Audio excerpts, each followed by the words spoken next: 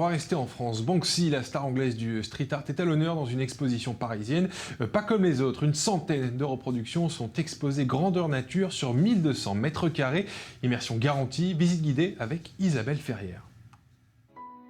La petite fille au ballon, le robot graffeur, la fille au parapluie. Banksy, on ne connaît ni son visage ni son identité, seulement sa nationalité, anglaise. Mais ses œuvres sont incontournables.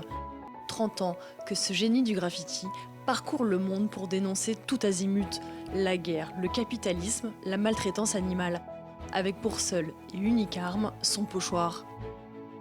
Banksy, c'est du street art, donc ça doit se faire très vite, la nuit. Et donc c'est la technique du pochoir ou du spray. Et donc ces œuvres sont faites en général en 30 secondes. Le vrai concept du street art, c'est l'idée de l'œuvre et faire le pochoir à la maison. Le reste n'est plus l'appliquer sur un mur ou une cloison, ça prend 30 secondes normalement. Des œuvres coup de poing, reproduites ici en grandeur nature par une dizaine de graffeurs restés anonymes par respect pour Banksy. Comme ce pochoir en hommage aux victimes du terrorisme réalisé sur l'une des portes du Bataclan, ou ce dessin qui détourne un tableau de Napoléon Bonaparte et symbolise l'aveuglement des hommes de pouvoir. Au total, ce sont une centaine d'œuvres réparties dans un espace géant de 1200 mètres carrés. Toutes ces œuvres, on ne peut pas les voir ailleurs. La majorité des œuvres n'existent plus. Il n'y a que de reproductions des œuvres qui existent sous lithographie ou des images ou des posters. En général, l'original en street art, c'est fait dans la rue et le lendemain matin, les ouvriers municipaux, ils nettoient. Ou la police fait une photo et on détruit l'œuvre. C'est le premier réflexe. Maintenant que Banksy est connu, ça ne se fait plus. Et ça a déclenché un débat sur la propriété intellectuelle, à qui appartient l'œuvre, est-ce que c'est au propriétaire du mur ou à l'artiste. Cette exposition visuelle et sonore plonge le visiteur dans l'ambiance des villes emblématiques de Banksy, New York, Londres, Paris et bien sûr Bethléem.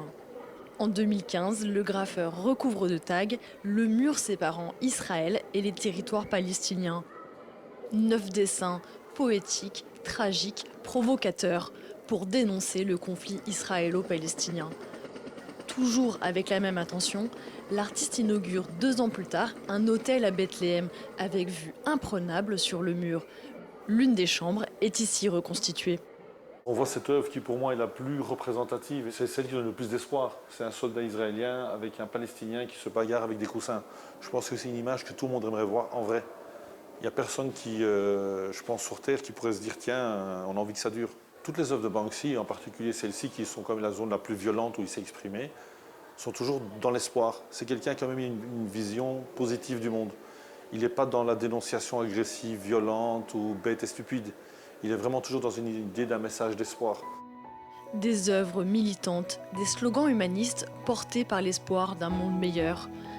Un message de paix universel. Peut-être est-ce là la clé du succès de Banksy.